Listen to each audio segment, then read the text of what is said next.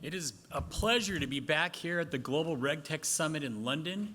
I'm excited. I'm actually on a 3-week tour of Europe right now, a GRC tour. I've been in Barcelona, Madrid, Zurich, Copenhagen, and now London.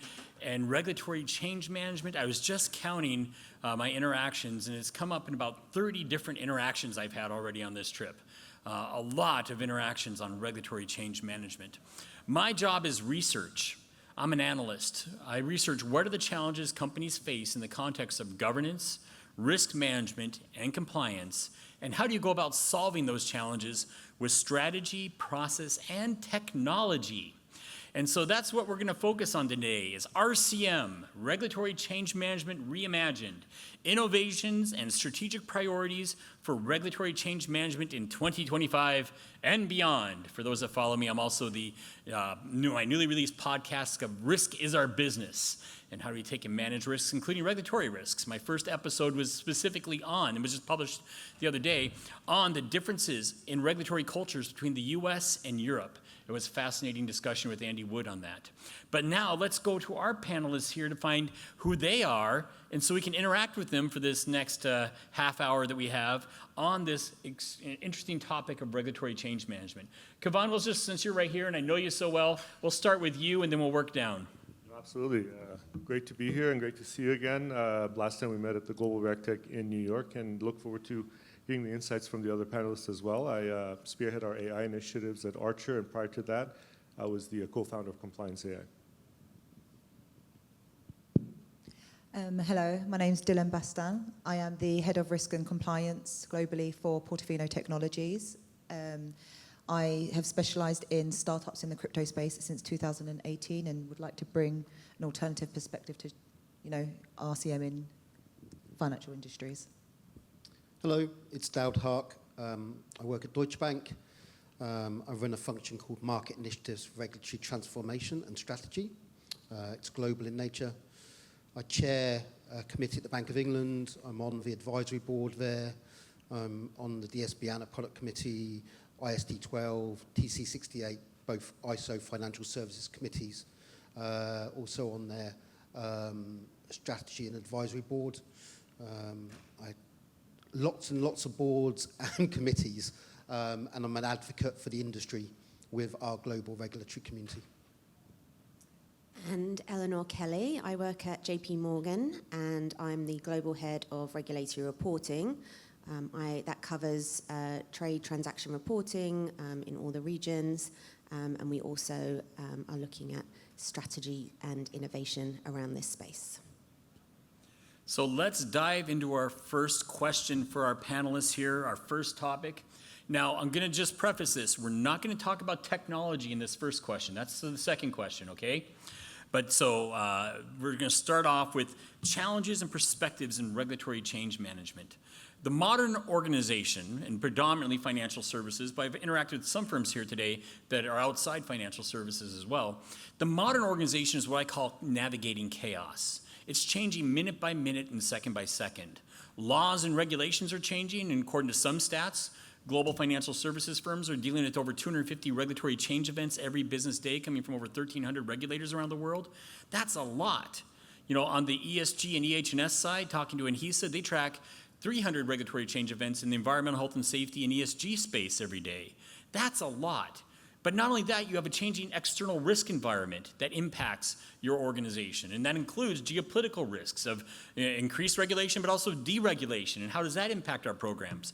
But then the business itself is changing.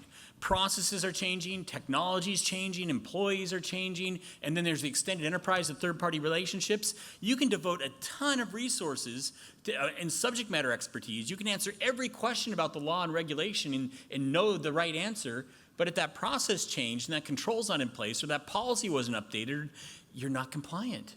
So what are the challenges and perspectives that our panel sees in regulatory change management, and as I've just illustrated, that broader context of making it active and real in the business all the way through? Okay, I'll go first. So in my role, I run a team that do regulatory identification. And to Michael's point, we probably process 3,000 to 4,000 publications a month. that are applicable to the bank, but then may or may not be actionable. So we have to identify which ones are actionable and then understand what they are and then spin up a project to actually implement them. And you can imagine just that initial stage of regulatory change is so important and so hard to achieve, and it's also, there is so much risk involved if we miss it or we mistranslate it. So it's a huge effort, and we obviously use a vendor to do that, but it's a huge effort and internal expense. Beyond that, we then move into the so we talked about translation, and then next is implementation itself. So you've done a translation and then you're doing implementation. The question is, are we implementing it the same way as other firms? I look at it a bit like lemmings. So if we're all together on the edge of the cliff, we're fine. If we're an outlier on our own, then we're not fine. So it's not necessarily getting it right, it's getting it the same as everybody else. Now, obviously, we'd also like to be right, but what we want to be is in the herd. And that's a really difficult thing to do because you don't know what other firms are doing because everybody's a black box. Testing's always been hard. How often do you test? Do you just test before you implement, or do you have ongoing testing? Do you have data lineage? And so if systems are changing, as Mike said, every system is changing every day, upstream, downstream from us. How do you keep a steady state? How do you know you've got a steady state? And then the final thing I would add to this is post-implementation is, do you have a day 2? Do you have a day 3? Do you ever deliver them? And how many manual interactions do you do? How many manual tasks have you left for the operations team to manage? And how do they manage that? These are the problem statements that hopefully everybody else will solve later on in this talk. Other panelists? I would say when we started Compliance Day in 2017, there were a set of problems. Do you have coverage? Do you even have visibility? Do you have access to the content? Are you aware of what's happening? And fast forward 7 or 8 years later, the conversation with our clients in banking, financial service, insurance, and tech is about noise reduction. Help me understand what's applicable to me. Help me understand what's actionable. Help me understand my obligations. If we were to do basically a word count, I would see the word impact of the obligation and how it maps to my internal assets in terms of policies, procedures, and controls. Very much becoming more and more the case. In one way, you can think about it as maybe 7, 8 years ago is more what's happening outside, and now it's more about how does it impact what's happening inside the company. I think that's absolutely right, because you've got, as we've become more sophisticated at managing regulatory change, we've also created a governance layer that sits above it. And every single regulated activity has a policy. And not only do you have to understand what the impact of that change is and do the change, you've also got to change the policy documents. And so there's a whole industry that sits within a firm now looking at regulatory compliance and then managing it and then adding some documentation on what you've done and why. And it's sucking loads of resources out of actually doing the work of a bank. Other panelists, thoughts on the challenges of regulatory change management? What keeps you up at night? Your regulatory insomnia? Well, I think this might be a good time for me to come in from the crypto world. One of the contrasts that we have in our industry, which, in some ways could be, a pro, but we tend to have the issue that our technology evolves faster than the regulation in our space. So, we've seen, from 2011 to today, we've seen different web layers, we've seen different blockchain technology, we've seen different integration, we've seen so many different things that have come into our space, and we've only just started to see regulation starting to harmonize. So what does that mean in our space? It means that all of a sudden, where we've used technology as a competitive advantage against other players in the space, we're now seeing everybody taking a look at their technologies and thinking, wow, well, these were things that set us apart from each other. And this regulation means that we now have to become aligned to each other. We now have to streamline our processes so that we can, provide consumers protection, provide market integrity, and basically create a stable market for cryptos to actually operate in. I would say that when you have an industry where the technology moves faster than the regulations, it has a big impact on regulatory change management and less so on the administrative side of things. Yeah, there is a disparity, and you see the same with new banks versus old legacy banks. So we are very highly regulated. We have a huge amount of due diligence that we are obligated to do in every country we act in. I think crypto is in a new world where there is a patchwork of regulation. I mean, you'll know better than anyone. But you are almost at the forefront of a brand new banking industry, and it hasn't been overly regulated the way not overly. I mean, Rory talked about this earlier, after 2007.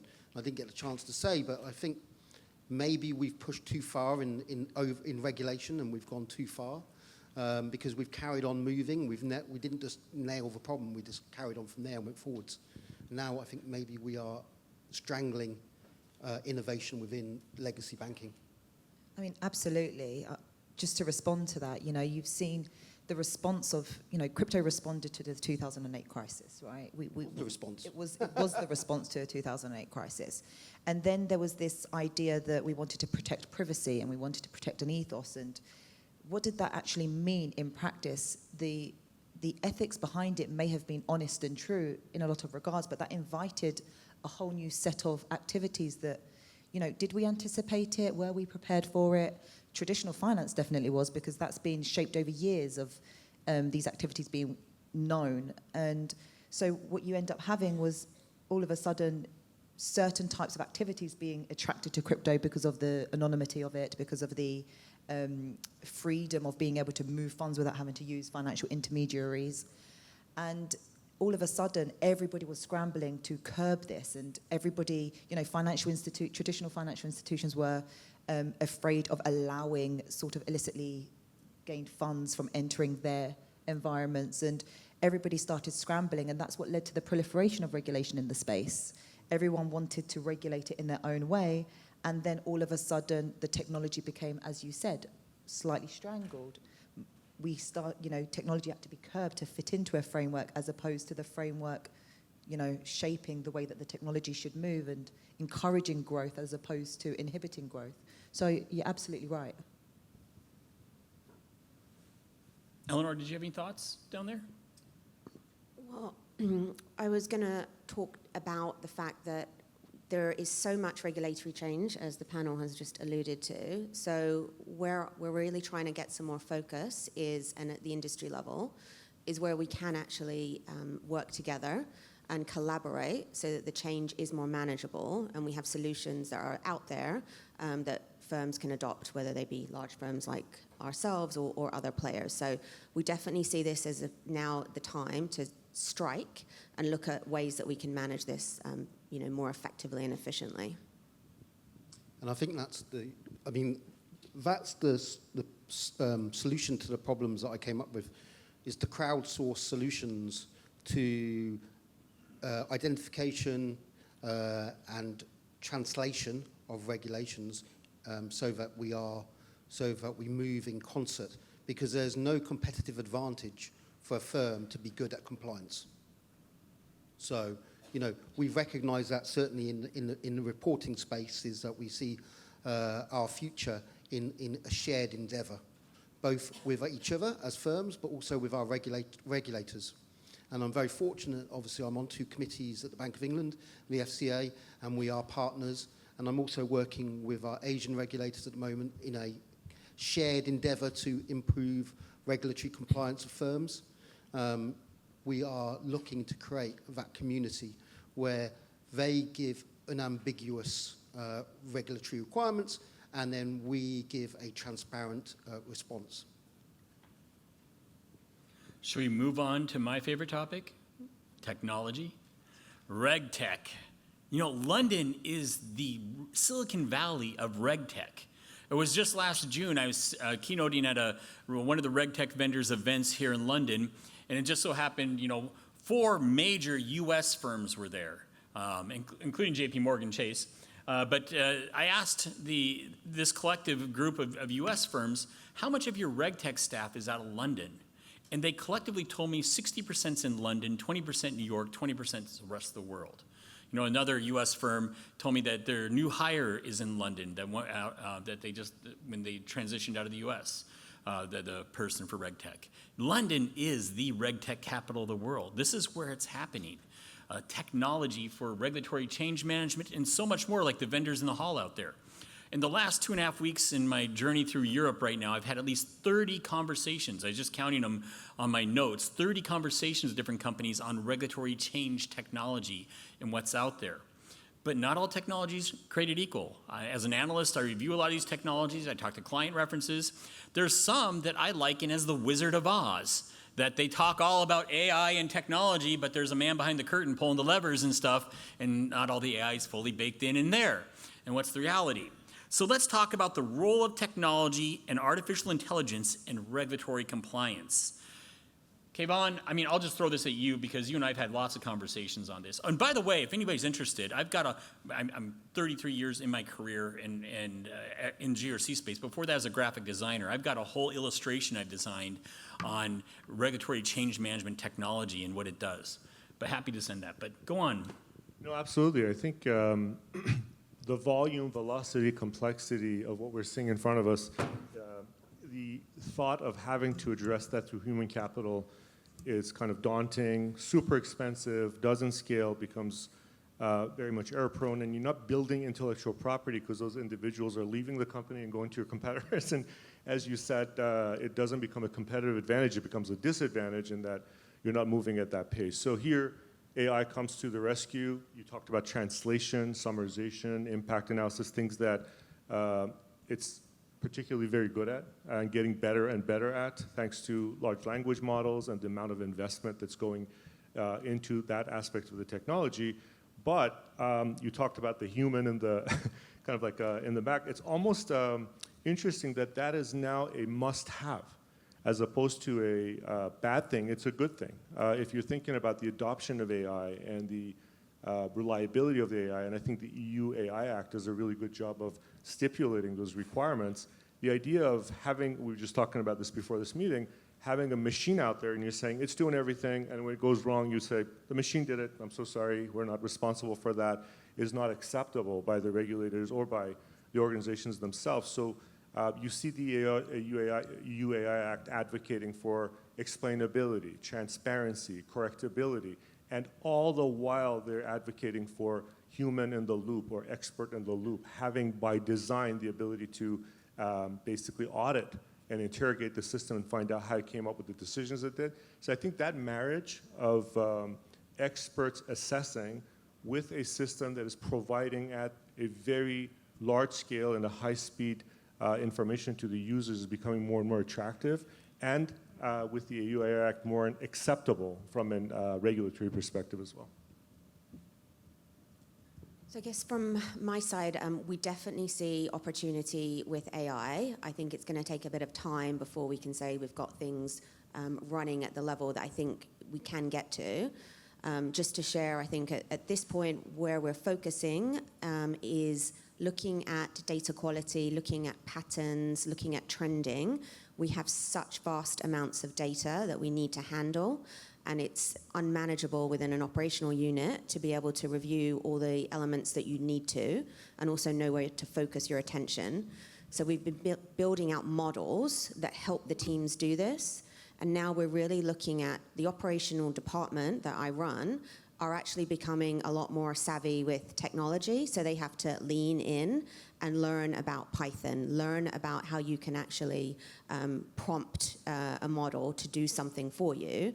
And then eventually that could evolve further where decisions that we're making today using our expertise, eventually our machine learning is expected to be able to propose those decisions, and then the human in the loop will come back in to confirm that the decision is accurate and we want to take their recommendation. So this is an example would be where you've got a trade going out to one of the regulators. There's something that's gone wrong, you need to correct it. You know, a lot of regulators are at zero tolerance, and you can even get fines of up to 100,000 euros in some markets. So you need to be on top of this data, and AI could help us get across that a lot more efficiently. So that's where we're focusing. Yeah, so I'll just briefly say, so from a regulator perspective, because I chair the Bank of England's Data Standards Committee, and I'm on their advisory board, so we talk a lot about data quality and the lack of it. So FCA, under just systemic risk reporting here, get 9.1 billion attributes a day from the market. An error rate of 5% is 455 million errors. So you imagine trying to sift through all of that to work out what's going on. Just the initial cleansing of the data is such an arduous task. Identifying why it's wrong, well, if it's wrong in the first place, is the first task, and then what's wrong with it, and then what's the pattern of bad behavior. So you're absolutely right, Eleanor. The regulators are now really focusing in on data quality, not just because of firms being lax in their own data quality internally, and so what they're sending outdoor, but also because of the cost to the regulator of cleaning it, and the lack of transparency that provides to the regulator. So what we're doing is several initiatives from the regulator side is trying to look at data quality that you do, what are your due diligence, what are you doing inside the firm to make your data quality better to us. And you can't do that with a human. You physically can't. You're sending so much data every day. You don't have somebody who's going to eye every trade. So you have to use some kind of machine learning or AI in order to do that. And then pull out the exception management piece and then say, okay, what went wrong? Why did it go wrong? How many trades did it impact? And then sending a report to the regulator saying, we've identified this. There is the volume of regulatory change and the number of changes, but also the depth of those change. I've heard stats. Now, somebody here might have tell me if this is true or not, but if you print off the FCA's rule book, I've heard people say that it's a stack of paper 6 feet tall, about 2 meters for those that use a metric system. That's a lot of paper, and that's not even counting all the enforcement actions and that. I was talking to a compliance officer here in the UK a couple years ago that did testing of AI, and they found that not only was AI, like natural language processing, a gazillion times faster at reading laws and regulations, they found out that it was 30% more accurate. Think about it. If you have a stack of paper 6 feet tall, I've seen machines be able to, it would take you years to read it, map it, organize it, structure it in minutes. But not only that, with this compliance officer in their testing, they found it was 30% more accurate. Think about it. If you've got a stack of paper to read, legal regulatory jargon in paper, you're going to get through the first couple pages, and your mind's going to start thinking, is Chelsea going to do better in the Premier League next year? What are we going to do for our holiday plans this August? And all of a sudden, you read a page and something gets missed, where a machine stays on task. So you sort of brought some of this up. What are your thoughts on the reliability of AI? But I still, as Kevin also mentioned, the subject matter expertise is still there. You need somebody to make sure that it's correct as well. So the good news, firstly, is that the whole of the rule book is being rewritten. Because at the moment, now that's bad news and good news, because you have to reread it, right? And adjust to it. But the thing is that it's been recognized, actually, the cross-references. You don't just read a page of the rule book. It references so many other parts of the rule book, you have to keep flipping backwards and forwards. And so they have reordered the rule book. We're creating semantically accurate parts so you lose some of the risk of translation. Because there is that recognition that the rule book was too weighty, too complicated, and even very, very experts in it were making mistakes. So that's the positive side of that. One of the interesting things about AI, and maybe I'm going back to the simplest form of why this technology is useful to us in RCM. AI is the best it's ever been today. To date, it's never been better than it is today. You have companies that are tapping into open source codes and creating a system of rules, learning how to code, learning how to build, learning how to do so many things, including how to manage RCM, which this conversation has been happening for years. I think that RCM has been an ongoing issue for a lot of industries because every day there are new problems that we're being faced as individuals, as companies, as industries that regulators need to address. They need to provide levels of protections. They need to provide systems of frameworks. And AI today can basically scan everything in seconds, look at the service that you're providing, look at the clients that you're serving, and tell you that, you know what, you are currently operating in APAC, and there are these regulations that are coming out, and this is what it says in English, and this is why it applies to you, and this is why it applies to your customers, and this is what you should do. And that's something that we've never had before at our fingertips. And it's something that I encourage everybody to embrace with guardrails. And this goes back to, you know, what you were saying, Eleanor, that it's not just about the technology, but it's also about having people in place to verify what's happening, because there are nuances that, yes, AI can give you the answers, but we're the ones that understand the nuances of what they really mean. So embrace it, but understand that you're going to have guardrails in place and that apply to your business. Should we talk about the guardrails a little bit? Sure.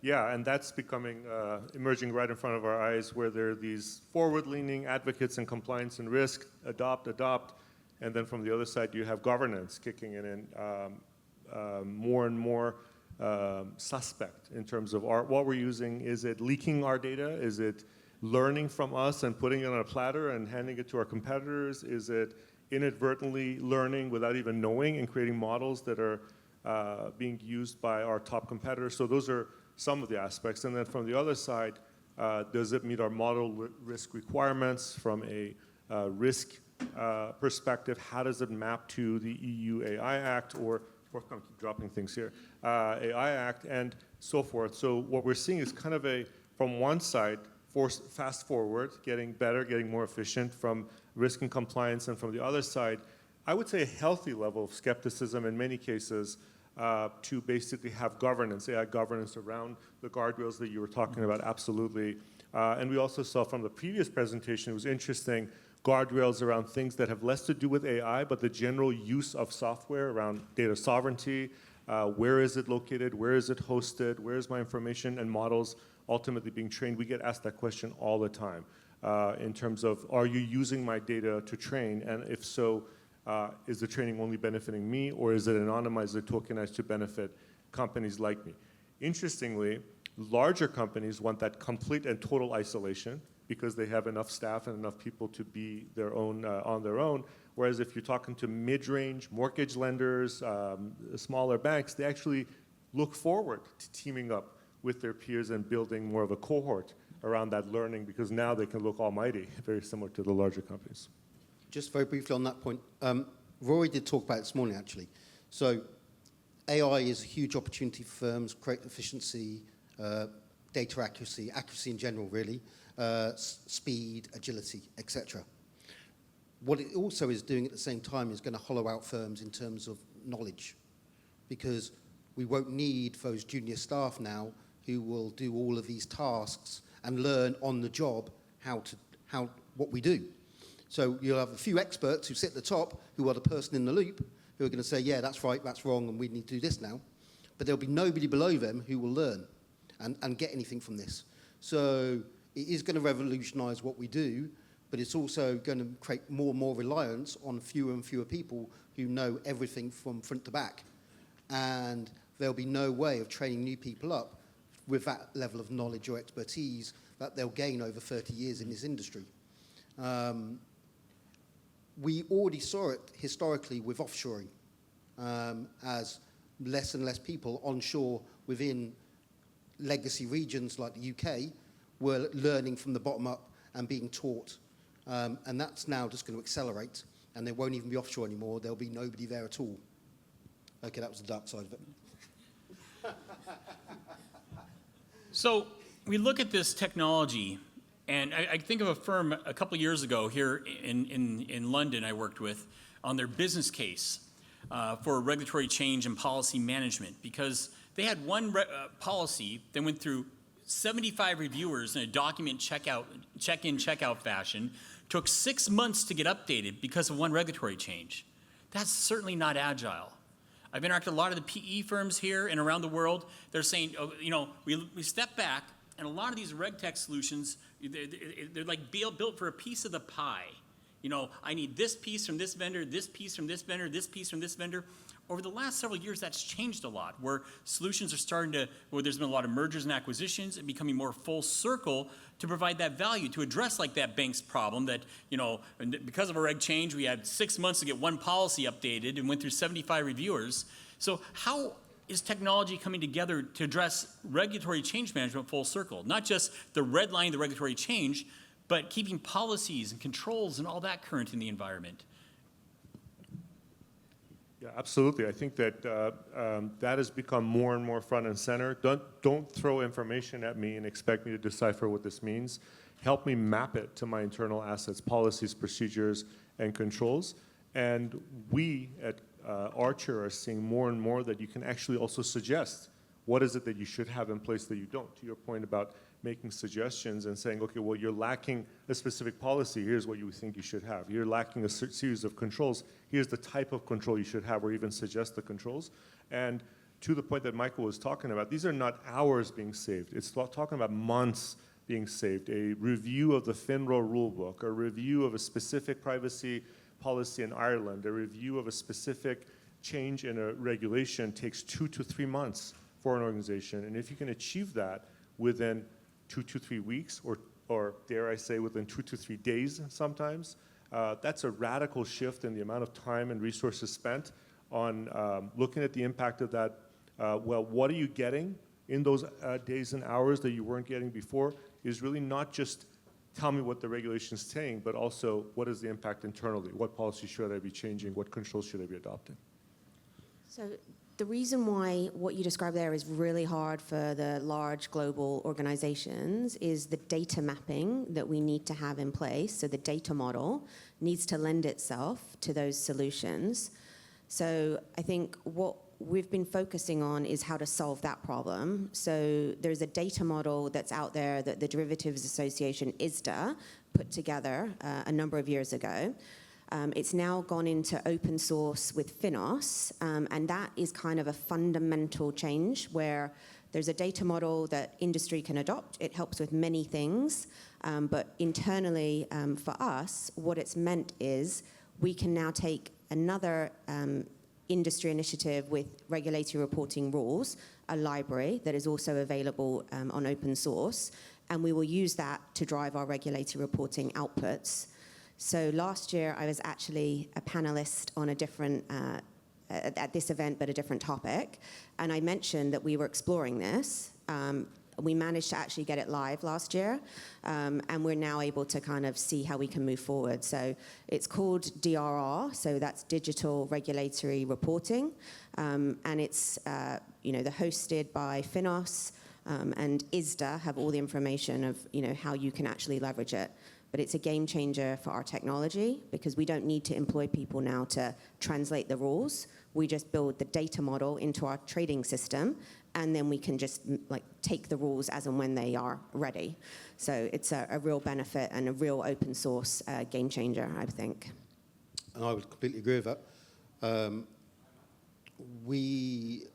The problem historically has been many of the banks, the large banks, have grown organically over many years, and we have layer upon layer of legacy systems which don't lead to AI implementation very easily, because the mapping you would need for an AI to understand how to make a change just isn't there, and it costs so much for us to be able to teach it.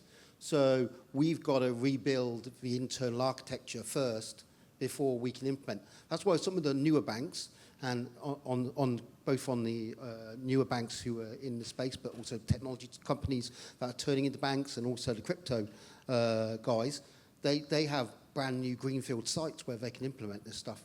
And it's going to be much quicker to adopt AI there than it is for us. So we have to find these use cases where we start and the green shoots, and then over time we'll spread it over to other areas. But the DRR on the CDM is absolutely a game changer for reporting. I'd like to circle back a little bit to your question as well, because I've got a prime example of where we saw an industry come together to really tackle something that impacted the way that an entire industry operated.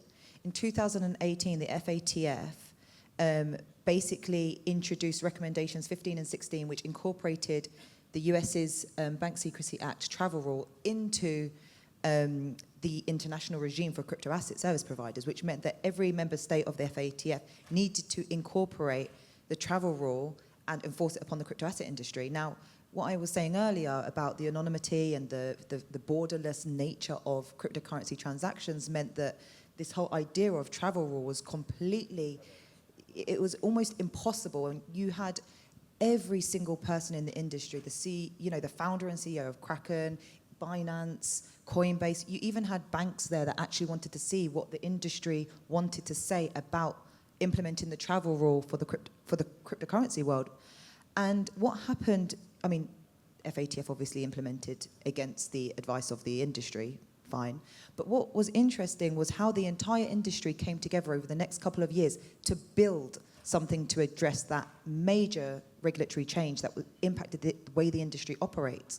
You know, people branched off from different companies specifically to focus on this because this was a new rule that was shaping the way that the direction that the industry was going in. So not only did the industry come together, but this also influenced the development of new technologies, the use of open source, the use of AI to bring a number of areas of expertise together to address something that regulation was saying needed to be addressed. And that's just something, that's another example of how powerful RCM and bringing experts into a room, how powerful that can be in progress, essentially. Now, I look at the clock. We have 2 minutes left. I've got a couple questions here from the audience, but you know, the panel's gonna be around. Maybe stop them out in the hall. But just to bring this to conclusion and not just like stopping abruptly, what are some final thoughts from the panel here, you know, in rapid fire sequence on implementation insights and future directions for regulatory change management? I would say I'm going to completely agree with what was said a little bit earlier, to start small and start focused and start specific. Do not boil the ocean and look for tangible ROI, turn that into a blueprint and then adopt it across the organization. I think where we've seen failures or where there's this massive initiative, global, and we're going to start from everything from scratch versus it's within this specific product line, within this specific department, shown success and then adopted across the company. Yep, that's pretty much how I think we were able to achieve the success. Is we did start with equity derivatives, we started with a particular market, and then now we're growing. So that I would definitely echo that as good advice on how to proceed. For me, I've become very boring, really. I would say go back to basics and data standards and data integrity, data quality. Building shiny new tools on a layer of rubbish is going to just create rubbish out the door. So spend some money now on looking at your system designs, your architecture and data, and fix that, and then you can bring your nice shiny new tools like AI and DLT and put them on top. And I think I'll probably round it off with, I think changing the perspective of RCM, I don't think it should remain a tool of just compliance. I think it should also be a tool for business innovation. It should be at the forefront of thought for strategic initiatives. RCM can be used for businesses to expand and to make strategic, decisive calls about where to go, what to do, and how to service their customers. I love that last one. That's brilliant. It's exactly what we did when I was at Goldman's. We looked at compliance actually as to help our clients, rather than it just being for internal compliance. It was how can we help our clients do better, and then they'll come to us for more. With that, let's give a round of applause to our panel.